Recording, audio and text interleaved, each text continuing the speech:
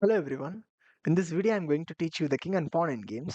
And before that, I would like to wish you a very happy new year. And you may ask, okay, Sivaram, why king and pawn endgames? Why endgames? And maybe some of you could have studied some endgames and would have thought it's boring, it's not needed. Let's go study the openings, let's go study some middle game tactics and puzzles. No, the endgames are very essential because the endgames are solved. Okay, because if you know the techniques of a particular endgame, you can win the endgames 100%, 100 percentage, 100 percentage, because it's the technique which you are going to just apply on your position in the game which you are playing. But let's say in the opening and middle game, it's not solved. There are a lot of complications even though you know a lot of things. But the advantage of knowing end games is that you can easily apply it. And the other advantage of the end games is that it will empower you to take middle game decisions very effectively. For example, let's say there is a position in which you can just you have the opportunity of a lot of trades. Let's say if you know the end games, you can calculate, okay, after all these piece trades, I am ending in this particular end game. Let's say it's a king and pawn end game or a rook end game. Let's say it's some end game. You can evaluate that position with your end game knowledge, whether it is winning for you or it's losing for you or it is draw. If it is winning, you can just go for the trade and win the end game. Or if it is losing, you will not get into an end game and you will just hold the position and try to make a draw. And let's say if the kind of the end game is very tricky, let's say rook end games are generally tricky, and if you know the technique and if your opponent doesn't know the proper technique, you are in a losing position. But if you know the right technique, you can hold the game to a draw without losing. So knowing the end games is very, very essential. So without any further ado, let's get into the king and pawn end game. Okay, you can see this position in the board. That is, our king is on a1 and we have a pawn on h2, and our opponent's king is a bit more active in the board. Okay, and now you ask, Sivaram, how do I win this? Okay, I will push the pawn to make a queen. Okay, I'm pushing it to h4. My opponent plays king c4, I go h5. He plays king d5, I play h6, king e6, h7, king f7. Yeah, h8, I make a queen. My opponent cannot stop the pawn. But this requires a lot of time to calculate, and it's not very easy for beginners to understand. So the easy technique for this is a rule of square. Okay, there is a rule of square in king and pawn in games where uh, the rule determines whether a pawn can promote to a queen without getting stopped by the opponent king. Let's say in this case it's the black king, or not. Okay, so how the rule of square works is it's white to move now. Okay, we play this move h4. We have to draw a square and we have to assess the position. That is 1, 2, 3, and 4. Okay, 4 moves to promotion. So we similarly draw a square horizontally, draw a row or a line horizontally, and we have to complete this square. Okay, now you can see this is a square, and in this move, now it's black to play, and black plays the move king c4 and reaches this c4 square. I hope you understand this. And in this position, black's king cannot enter this square. Okay, black's king will remain on this c4 square. So as black's king cannot get into the square, it's winning for us. We can easily promote the pawn to a queen. But in case, okay, in case your opponent's king end up getting into this square, so it will, let's say the king jumped 2 squares, or if it is black to move or some other case, just take it like that. If the black king can reach the d4 square, black's king can stop the pawn. Okay, makes sense, right? Understand. So if the king can enter the square, the pawn will be stopped. You cannot win. It will be a draw. If the black king cannot stop the pawn and cannot enter the square, it cannot stop the pawn. Okay, makes sense. So this square, you may think, okay, I have to calculate these four squares and I have to draw it like this and I have to complete it. So it is also a kind of a thing.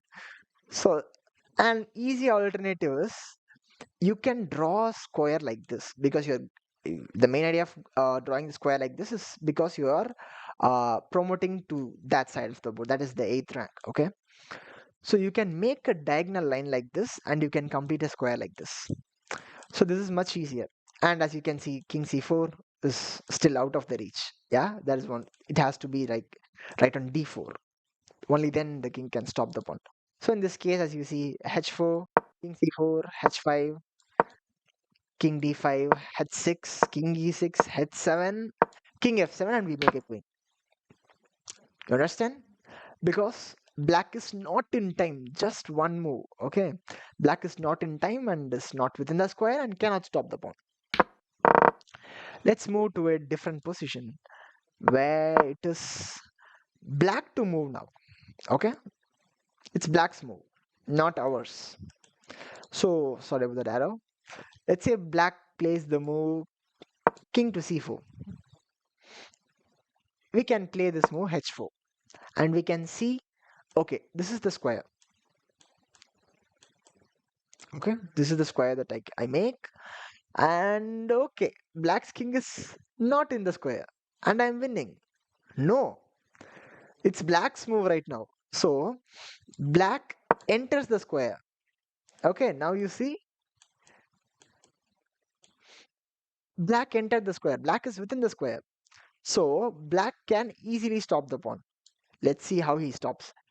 We push our pawn to h5, king e5, h6, king f6, h7. No, no, no, no, no. King g7. And the pawn is lost. And we cannot also defend the pawn because our king is too far. Okay, so this will illustrate the rule of square better to you. Hope you understand this concept. Let's look at this position. This is a study position showing how to promote a passed pawn. Okay, our idea is I want to push this pawn all the way to the 8th rank, make a queen. This is our aim. Let's say we are playing white in this position, but our opponent's aim is I shouldn't let this guy to promote this pawn. I will just interrupt and stop the promotion and eventually capture this pawn on e3 or get stalemated. That's our opponent's aim. Let's say this is our opponent's move and he moves his king somewhere. Let's say he moves to king f6. Here comes a concept known as the opposition. Wait, what? What is opposition? Let's say in this position, the white and black kings are facing each other or opposing each other, as you can see. Okay, so neither of the kings can touch these squares right now. So you have to make the opponent king get into an opposition. That is, yeah, you have to get into this opposition kind of thing like this, but it shouldn't be your move. It should be your opponent's move because the one who loses the opposition, that is, let's say white came to e4 and made this opposition. Okay, if white makes this opposition and it's now black's move and black has to go somewhere, let's say to king 6 or king f6, it doesn't matter. The opponent's king lost the opposition and we won the opposition because we opposed this king. Like, see, stay away, give me way. Okay, don't touch. Okay, just move this way or that way. And we made this king to move to one of the sides, either to d6 or f6. And in this position, we outflank, we outflank this king. The king went like this, and this is known as outflanking. We just outflank this king like sideways. The king went that way, and you go that way and get hold of the squares, and you get to the squares.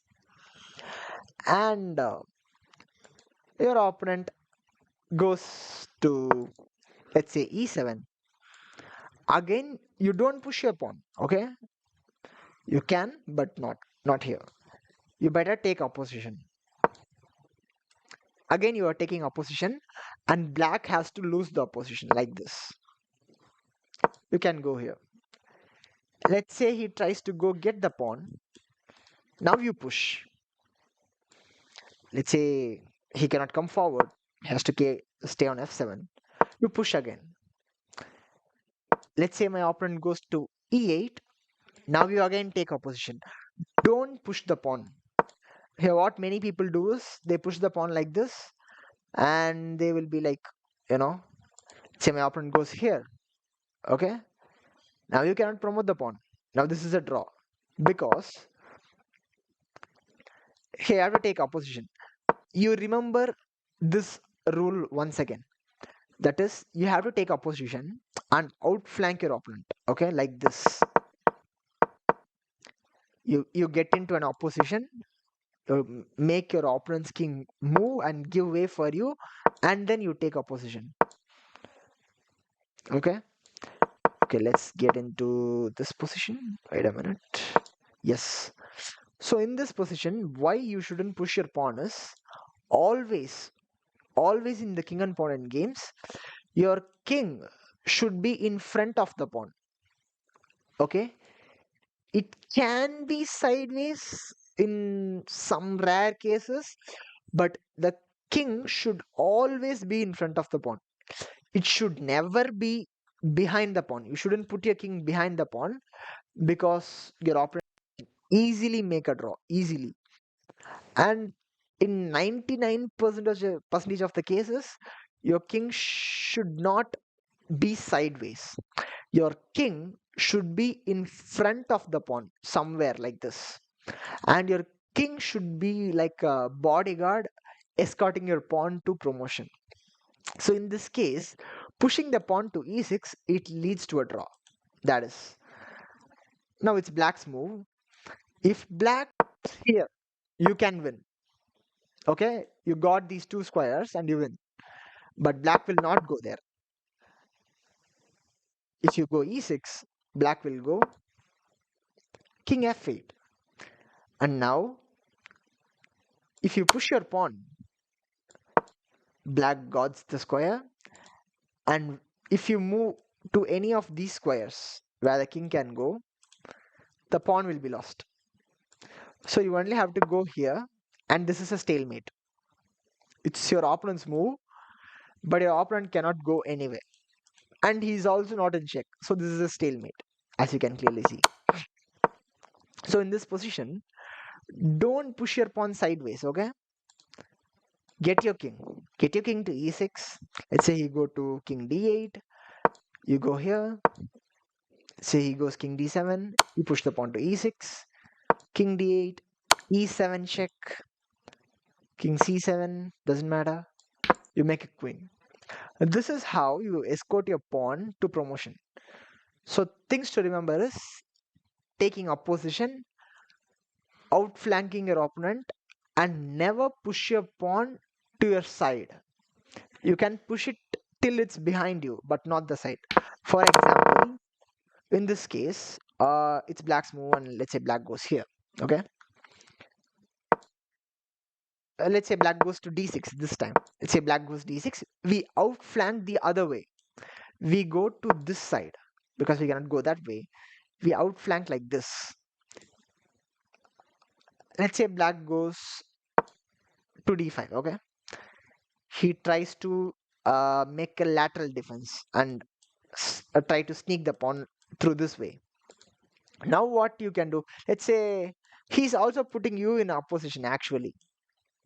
Now you are in opposition. You can actually move the king and still win. But I'm saying, let's say you just push the pawn. In this case, you may ask, okay, Sivaram told me to not push the pawn. I have to just move my king. I don't know whether this is winning or losing. Don't get tensed because this is winning for white. Why? Because the pawn is still behind the king. The king is in the fifth rank. The king is in this fifth rank, but the pawn is still on the fourth rank. So this is winning. Your pawn should not be side by side, or it should not be in front of the king. The king should be in front of the pawn, like in this case. And the pawn should be behind. The king should be forward and should be escorting. Please remember this. I'm repeating this once again, and I'm repeating this it a ton of times.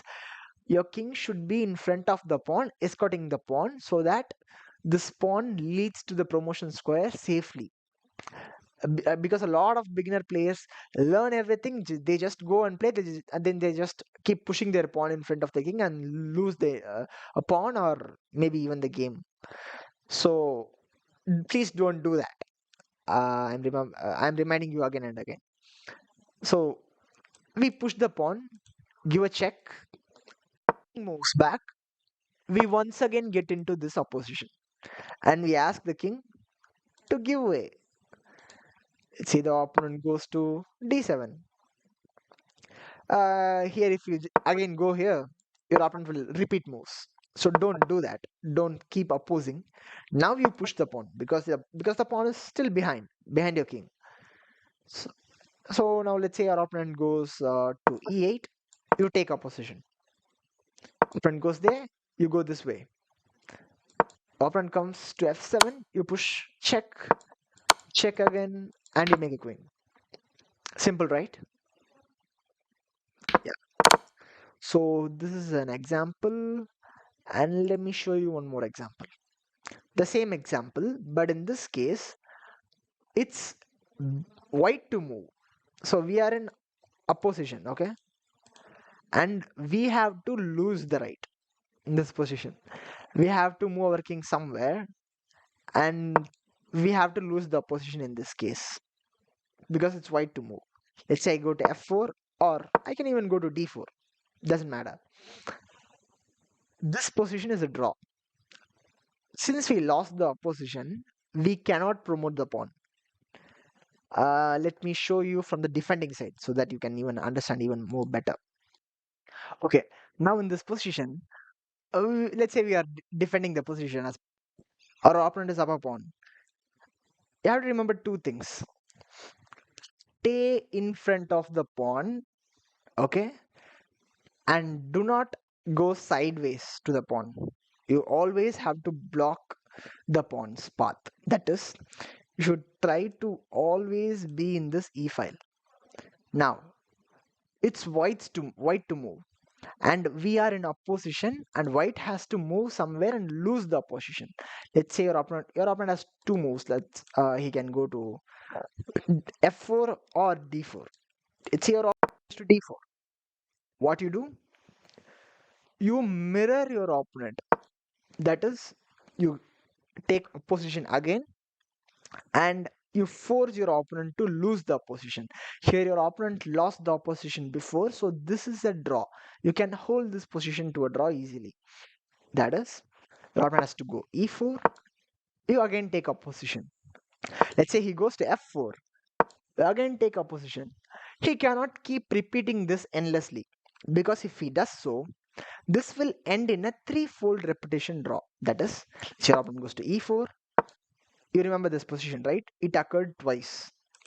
The king on e4 and king on e6 occurred twice already. Let's say he goes to d4, we go to d6, he goes to e4, and we go to e6, and this is a draw. If a same position repeats itself 3 times, it is a draw. So you will easily get a draw. So your opponent doesn't want to do this. So what your opponent will do is, okay, I came here, let me push this pawn, because that's the other only move he can do. He can push the pawn. What you do is, don't go behind. Okay, if you go like this, you will lose. Always stay in front of the pawn whenever it's possible. Always stay in front of the pawn. Let's say your opponent goes back, you get in front of the pawn. Your opponent goes the other way, don't go there. Don't go to the file where your opponent is. Just step back behind the pawn. Your opponent goes king d4. Okay, now you cannot make contact with the pawn, so don't go behind. Go behind only when it's necessary. Now you oppose the king, you follow the king on this side. Now your opponent has to go back. Now you touch the pawn. Okay, simple, right? Your opponent goes the other way around, you don't go there. Okay, you don't go there. You'll be like, okay, I'll just follow the king here. What's the matter? You can go here in this position, but when the pawn reaches to the sixth rank, you cannot do that. So you remember, like, staying in front of the pawn always. So you go behind, your opponent goes to f4, and now you have to move. Don't go this way. Don't go to d6 because your opponent will outflank you. So take opposition. Take opposition like this. Now your opponent has to go back. Now you get in front of the pawn. Has to go there. Come back. He comes forward. You take a position. Let's say he pushes the pawn. You get in front of the pawn. He goes to king e4. Now you step back. This is the technique. You just stay in front of the pawn, and let's say the king goes to e4. You repeat. You get in front of the king. You just follow the king now. When you cannot touch the pawn, he checks you. You get in front. He has to go there because if he goes somewhere else than this, these are the possible moves for the king. He will lose the pawn. So he has to go here. Now you just step back to e8, and after king f6, you go king f8. Now your opponent has to play this e7 move. Now you stop the pawn, and your opponent will stalemate you, and it will be a draw. So this is how you defend the position. If you're down a pawn, you get in front of the pawn and you just stay in front of the pawn as much as possible, and if it's time to go back, step back in front of the pawn. And if you cannot touch the pawn and the king is side by side like this position, your opponent played king d5. You don't go the other way. Now you follow the king. So these are the two things that you have to remember while defending a king and pawn endgame. Okay, now let's move on to this position. We saw about outflanking in the previous position, right? So this is kind of an improved version of the outflanking, a bit more advanced. That is, let's say it's white to move here. We have to promote these two in this position there. But these two pawns are stopping our pawns, and this king is defending these pawns. So we have to get rid of this pawn on c6, and we can get rid of this pawn on b5, and we can promote. This position is winning for white only if he knows the technique of outflanking. We play the move king to e5. Okay, we played this move king to e5. Let's say our opponent wants to stop us. Play king to d7. Here we cannot take a position here because this pawn controls the square. So what we do is we keep outflanking the other way. Okay, we go to f6. So we are constantly outflanking. Let's say our opponent goes to king e8. We can go to king e6, and then let's say he goes to d8. We easily gobble up the pawn. But what our opponent does is, in this position, after we outflank twice, he will not go to e8. He will go to either c7 or d8. Let's say your opponent goes to d8 because that's more efficient because he can triangulate and make us move. I don't want you to get into all the theoretical aspects, so I will simplify it and make you understand better. You go king e6. We have to get the pawn, right? We have to get the pawn. So in the next move, we go to d6 and try to gobble the pawn up. So what our opponent has to do is he has to go king c7 and stop us. Now we take the position, and now our opponent has to move. Doesn't matter if he goes there to c8, we go d6, and after king b7, we again take a position. He cannot come forward because our pawn stops that. So he has to move, and we win this pawn. Say he goes there, we gobble the other pawn, and he stands in front of us. And you may ask, oh no, Sivaram, he's putting us in opposition. We have to lose the opposition now. We have to go somewhere, and we cannot even go forward. We have to go to the sides like this to the edge of the board. We cannot even get into the center of the board and have more activity. Have to move to the side, and we are losing a position. Is this a draw? No, this is not a draw. What I told these opposition will eventually, if you lose the opposition, will lead to a draw. Is in the case of one passed pawn. Okay, if it is one pawn, it is a draw if you lose the opposition. But this is two pawns. Two pawns are easy. Can even now let's say it's your opponent's move. Your opponent pushes the pawn. Okay, you can go to a6. Your opponent has to give way, go somewhere. Let's say he goes there. You push these two pawns like this, and this is easily winning. Your opponent can get out like this. You can go king b7, and this is a red carpet for our c5 pawn to promote. Your opponent cannot do anything now, or he can try to stand in front of the pawn. Now what we do? Now we take a position, and your opponent has to lose a position. He will go maybe to c8. Okay, let's say he just keeps standing in front. You go to a7, and now this pawn has a red carpet. So two pawns is easy. I don't have to teach you. You all are so brilliant, so you will easily win. So that's how we outflank. We outflank in this position to d e4, e5, f6, and sneak in. Okay, and we try to sneak in and win the pawn. Yeah, that's how we do it. We cannot go the other way because this way is totally locked. We shouldn't go that way. We just try to get into the position slowly and surely. So this is a concept of outflanking in an improved version. Now I would like to show you this position, and this is a pretty important concept. This is known as shouldering. Okay, shouldering the king. This occurs in many endgames, especially in the king and pawn endgames. That is, you shoulder your king away. He will try to come in. No, no, no. Just stay away. It's like trying to hit your opponent with the shoulder. It's something like that. So you will just keep him in bay. That is, you may say, okay, I will go g4. He will go king c4, g5. Don't calculate. Let's say you go g4. You draw a square. Okay. And if you see, my opponent can touch the square in his move. So I cannot uh, promote the pawn alone. I cannot just keep pushing the pawn. So I will lose my pawn. So what I should do here is play this move king g3. First, get the king in front of your pawn.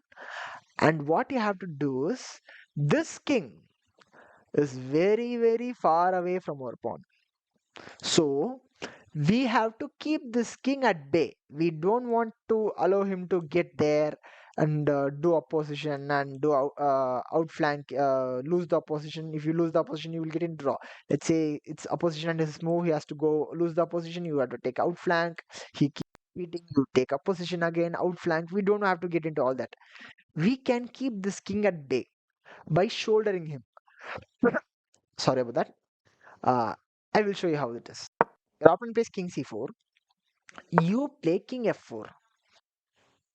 Your opponent goes king d5. you play king f5. So you just shoulder your opponent. Your opponent cannot cross this and get in front of the pawn. Okay. If he goes behind, now you push the pawn. Okay. He cannot go here because he will push and he is not in time. The pawn will just easily promote. So let's say he goes there. You keep pushing. Your opponent goes there. Don't keep pushing the pawn. Go king f6. Shoulder the king. Okay. This is shouldering. Your opponent has to go there. You again shoulder the king. Okay. You keep shouldering the king. Let's say the king goes to d6. You push the pawn. d7. You push the pawn. Let's say d8. You play queen g8. And your opponent has to go and you have to know how to mate with the queen. If you don't know, wait for that. I will post a video on elementary mates, and I have also uploaded a video about how to checkmate with the queen in my how to play chess, a big complete beginner guide video, which I will leave a link to that video in this in the I button. You can check it over there. And yeah, that's it. So this is known as the shouldering. So in this position, you can see we play king f7 and shoulder this king away. It's like keeping the king at bay and promoting the pawn. And keep on repeating these things again and again because it has to register in your mind very efficiently, or else beginners will easily forget these concepts. We shoulder the king in this position, and in this position we shoulder the king away by playing the move king f6, and in this position also we shoulder the king. So we just kept the king at bay without getting it in front of the pawn somewhere. So let me show you another position. This is kind of a more practical example, and let's say it's white to move, and I would like you to pause the video and find the winning move for white.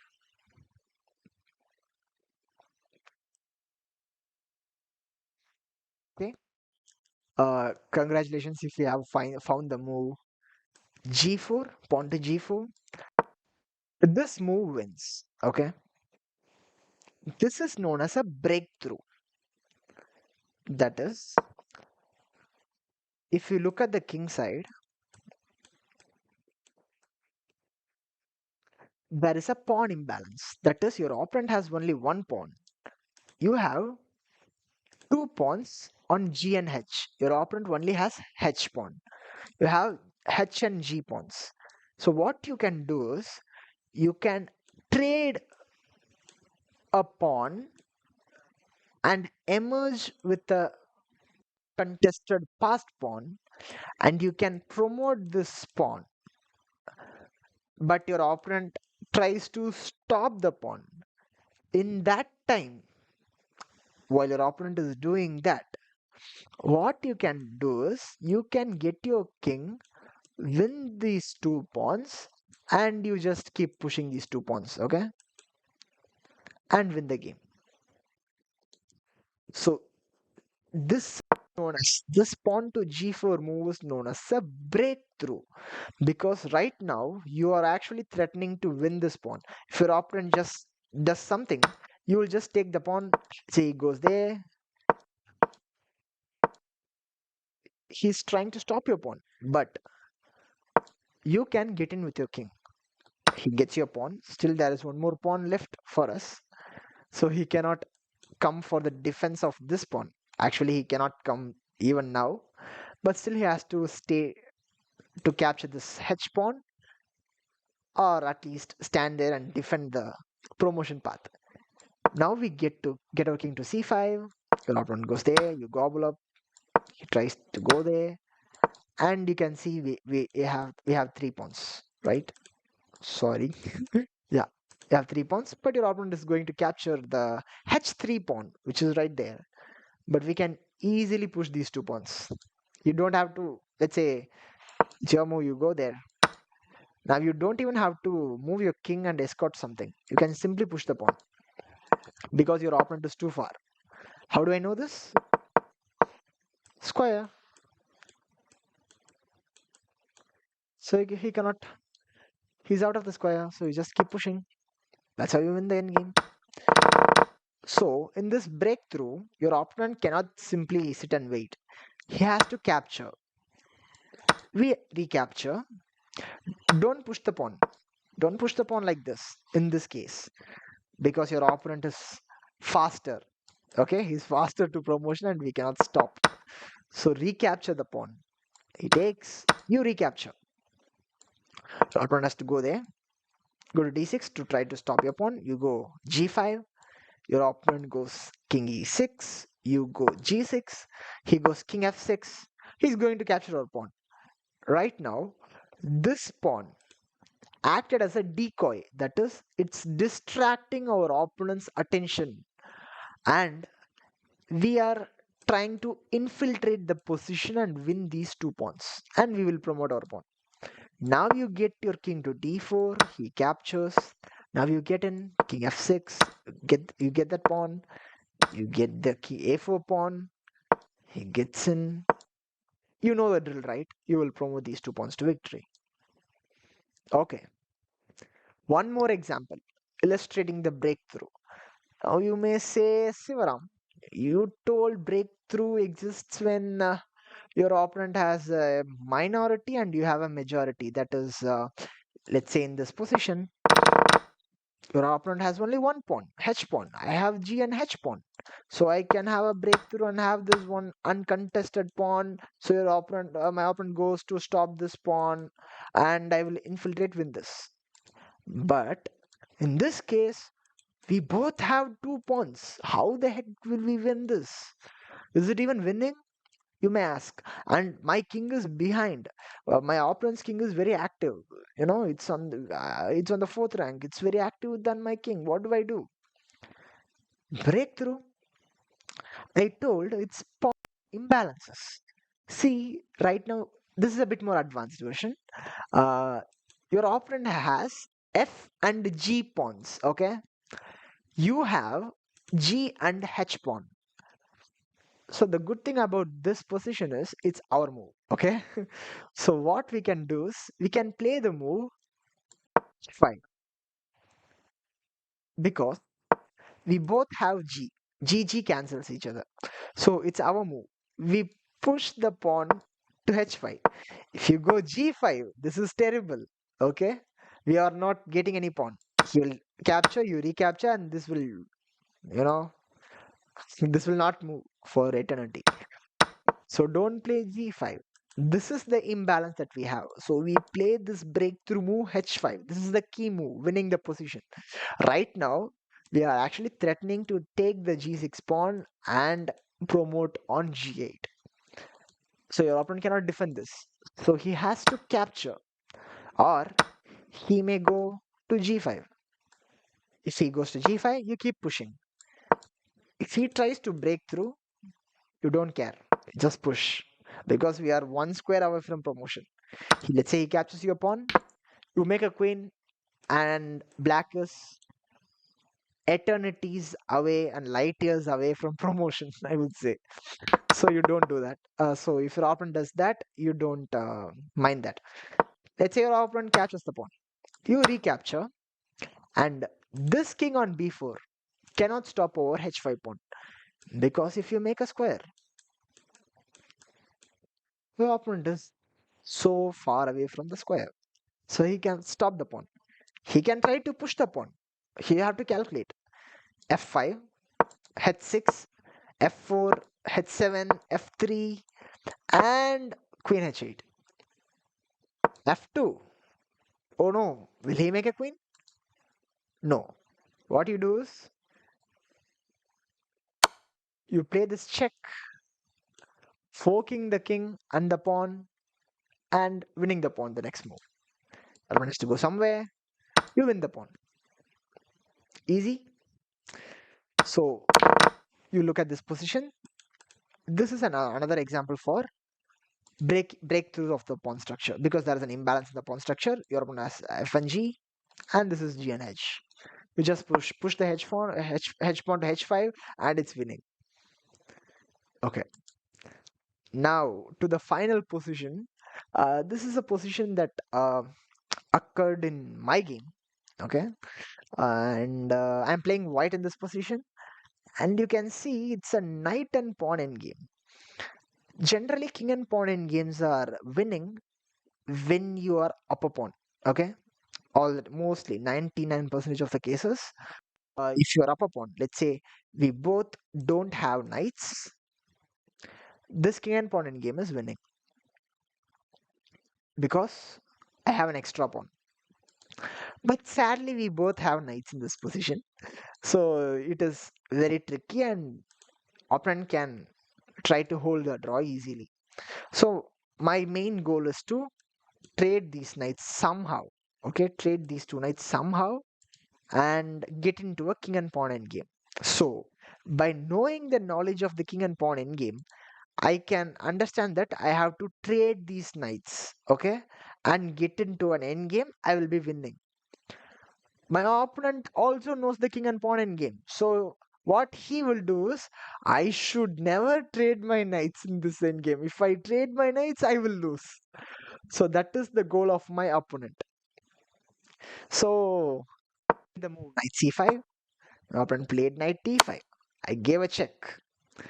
I gave a check because if the king moves somewhere away from the knight will be lost. Okay, so king has to stay guarding the knight because the king is the only piece defending the knight. I checked him. He went to e6. I again checked him knight d8. He went king d6. I played knight f7 check.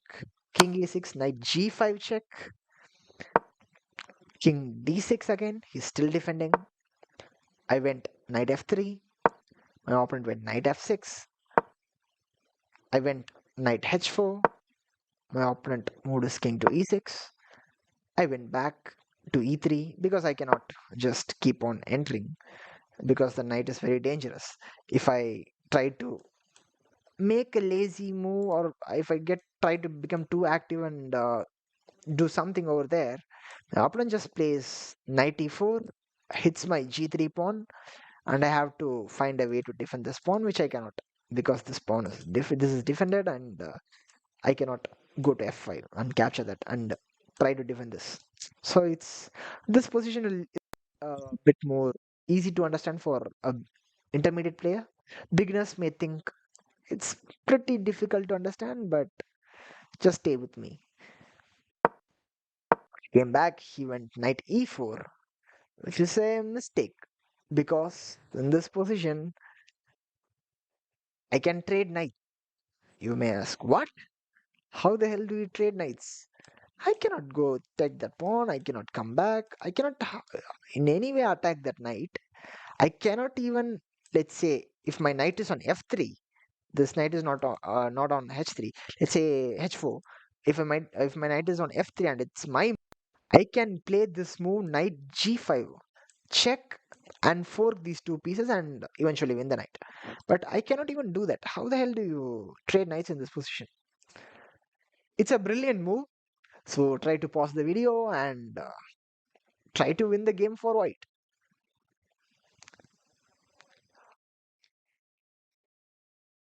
Okay. Congratulations for five. If you have found the brilliant move, you are such a brilliant person. And if you didn't find, don't worry, you are wonderful because you are going to learn this trick. I played the move knight takes f5. I sacrificed my knight. My opponent captured the knight, and I had this move g4. Okay, it's a check, and my opponent captures. I recapture with check. My opponent takes, and I take the knight. I get my knight back. So I calculated these moves in this position. I calculated this move. Knight takes f5, king takes f5, g4, h g4, king takes g4, and king takes e4 and I win the knight, and in that resulting position my king will be on e4, the pawn will be on f4, and my opponent's king will be there on g4. And this position is winning because my opponent's king is not in front of the pawn, it's on the side. Easily push my king to the e5 square and escort this pawn to victory all the way to f8. So this looks pretty complicated, but I just showed you this. Finding this move is a bit tricky, but if you are a good player, you can easily find this. Knight takes f5, and we reach this king and pawn endgame. My opponent tried to get in front of the pawn, but I just opposed him, and he has to lose the opposition now. He lost the opposition. I pushed the pawn. He went there. I went there. You may ask, okay, why shouldn't I go there? Because if you go there, he's going to repeat. Okay, so you have to come back. That's why I pushed the pawn here, and he went to f8. I went to f6, again taking a position. My opponent went to e8. Now I outflanked. See, I outflanked outflanked the other king. My opponent went to e7. I pushed the pawn because this is a red carpet now. I pushed the pawn again. I made a queen, and I eventually checkmated my opponent. So that's how you win your king and pawn endgames, and it is very, very essential. And this is a basic endgame that every chess player must know in order to win the position, because it doesn't matter. You may have a ton of material in the middle game, and if you don't know how to checkmate, or if you don't know how to win the king and pawn endgame with a material advantage, one cannot easily win the game.